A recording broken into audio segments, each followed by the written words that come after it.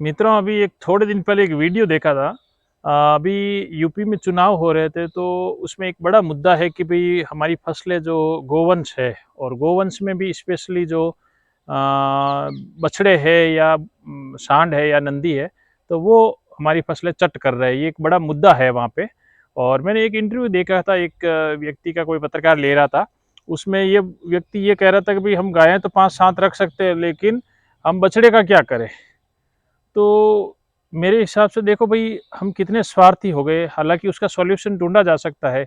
अब हम क्या है कि इतने स्वार्थी हो गए हैं कि हम गायों को तो दूध के लालच में रखना चाह रहे हैं, और जो बछड़े हैं क्योंकि वो अनुपयोगी हो गए हैं, अनप्रोडक्टिव हो गए हैं, उनको बिल्कुल रखना नहीं चाहते। लेकिन साथ में हम गौशाला भी के लिए भी कंट्रीब्यूशन करना नहीं चाहते, और गोचर की भूमि भी छोड़ना नहीं चाहते, उसके ऊपर भी कब्जा करना चाहते हैं।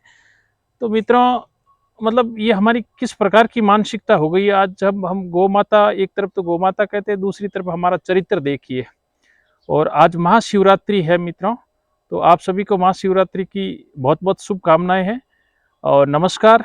और मैं हूं भवानी सिंह, आप देख रहे हैं गो भारत। और मित्रों, आज आप में से काफ़ी लोग और हम महाशिवरात्रि के दिन भगवान शिव के मंदिर में जाते हैं और भगवान शिव का अभिषेक करते हैं। तो जब भी आप भगवान शिव के मंदिर में जाएंगे, तो शिव के साथ में नंदी महाराज की एक मूर्ति जरूर देखेंगे। तो हम ये भूल जाते हैं कि कहीं न कहीं जो नंदी है वो हमारे धर्म का मूल आधार है, हमारे गौ माता का और गौशाला और जो गोवंश का है वो मूल आधार है। तो आज महाशिवरात्रि है, तो एक ऐतिहासिक घटना मुझे आप याद आ गई है। 18वीं सदी की बात है, यानी कि आज से लगभग 250 साल से पहले की बात है। उस समय क्या, एक मालवा साम्राज्य, जो आज का मध्य प्रदेश इंदौर के आसपास का क्षेत्र है, वहाँ पे महारानी अहिल्या देवी होलकर का शासन था, उनका राज था। तो उनके बारे में ऐसा बताते हैं, इतिहास में भी है कि वो महारानी बहुत ही न्यायप्रिय थी। तो उसका एक उदाहरण मैं आपको बताना चाहता हूँ कि भाई हम गोवंश को या गौ माता क्यों कहते हैं। उसका एक साक्षात प्रमाण जो हमारे इतिहास की किताबों में भी मिलता है। तो एक बार क्या हुआ कि महारानी अहिल्या देवी होलकर के पुत्र, जिनका नाम था मालोजी राव, तो मालोजी राव अपने रथ से कहीं से जा रहे थे, तो उनके सामने क्या, कोई गाय का बछड़ा आ गया, और उसकी टक्कर की वजह से, दुर्घटना की वजह से वो बछड़ा वहीं पे घायल होकर गिर गया और उसके मृत्यु हो गई। और कुछ देर बाद लोग देखते कि भाई कि ये बछड़ा, वो गाय उसके बछड़े के चाट रही है और उदास बैठी है वहाँ पे, मतलब।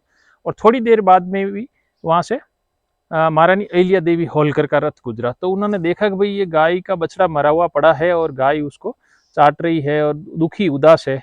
तो उन्होंने पता किया कि भाई क्या हुआ, कोई दुर्घटना में हुआ, क्या हुआ, किसी ने मारा है। तो पता लगा कि उनके ही पुत्र मालोजी राव के रथ से टकराकर जो बछड़े की वो मृत्यु हो गई। तो उनको काफ़ी गुस्सा भी आ गया, और फिर वो सीधा दरबार में जाके मालोजी राव की जो वाइफ थी, यानी अपनी पुत्र वधु मैनाबाई से सवाल किया कि अगर किसी माँ के सामने उसके बच्चे को कोई मार दे, कोई हत्या कर दे, तो उसको क्या दंड मिलना चाहिए।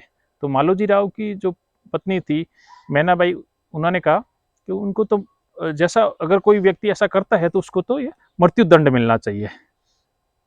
तो फिर महारानी अहिल्या देवी होलकर ने तुरंत अपने पुत्र के मृत्यु दंड का आदेश दिया कि मालोजी राव को हाथ पांव बांध के बाजार में उसी जगह पे पटक दिया जाए, और वहीं से जो रथ है वो रथ को निकाल के उसी तरह से जैसे बछड़ा कुचला गया उसी तरह से उसको मृत्यु दंड दिया जाए। तो लोगों ने समझाया कि भाई ऐसा थोड़ी होता है, वो गलती से हो गया, ये हो गया। काफ़ी उन्होंने विनय किया, रिक्वेस्ट की, लेकिन जो अहिल्याबाई थी उन्होंने नहीं माना। तो अब क्या हुआ कि हुआ ये कि अब उस रथ को हाँकने वाला जो सारथी है वो नहीं मिल रहा है, कोई भी ये उस रथ को हाँकना नहीं चाहता। तो आखिर में फिर महारानी अहिल्या देवी होलकर ने खुद रथ में एज ए सारथी के रूप में रथ को हाँका, और उसी बाजार में जहाँ पे मालोजी राव को हाथ पांव बांध के पटक दिया गया था, वहाँ पे रथ आगे बढ़ाया। तो अब उसमें एक इतिहास में ऐसा लिखा हुआ है कि देखते हैं चमत्कार के, वही जो गौमाता है, वो गाय है, अपने बछड़े को छोड़कर जो मालोजी राव पड़े उनके वहाँ पे वो, मतलब आड़ी आ रही है रथ के। तो 2-3 बार ऐसा प्रयास हुआ, और उसके बाद में लोगों ने महारानी को रिक्वेस्ट की कि ये गोमाता भी नहीं चाहती कि भाई जो मालोजी राव है उनको मृत्यु दंड दिया जाए। तो कहने का मतलब ये है कि देखो आप, मतलब गौ माता की ममता देखो आपके, कई लोग कहते हैं कि मतलब जानवर ठहरा देते हैं, उनको कुछ पता नहीं लगता, लेकिन मेरे हिसाब से आज हम जिनको जानवर कहते हैं वो सबसे अच्छा मित्र होती है। तो गौ माता ने ये सोचा कि भई मेरा बछड़ा और मेरा बेटा तो चला गया, लेकिन मेरे बेटे की एवज में किसी और के बच्चे की जान लेना कहाँ तक मुनासिब है। तो आज भी इंदौर में, अगर आप मध्य प्रदेश से हैं और अगर आप गए हैं उस जगह पे, तो इंदौर में जो जगह है वहाँ जहाँ पे गाय आड़ी आई थी महारानी अहिल्या देवी होलकर के रथ के आगे, तो उस जगह को आज भी आड़ा बाजार के नाम से जाना जाता है। और मुझे सौभाग्य मिला मित्रों कि मैं इन सब जगहों पे गया हूँ। चाहे महारानी अहिल्या देवी होलकर का जो बाद में वहाँ पे राजधानी थी इंदौर है, वहाँ पे राजवाड़ा गया हूँ और माहेश्वर गया हूँ, और बनारस में जहाँ रानी अहिल्या देवी होलकर घाट भी है, वहाँ पे भी गया हूँ। तो कहने का मतलब है कि जो गौ माता है उसको यूं ही नहीं कहते, इतिहास में भी इन चीज़ों के ऐतिहासिक प्रमाण मिलते हैं।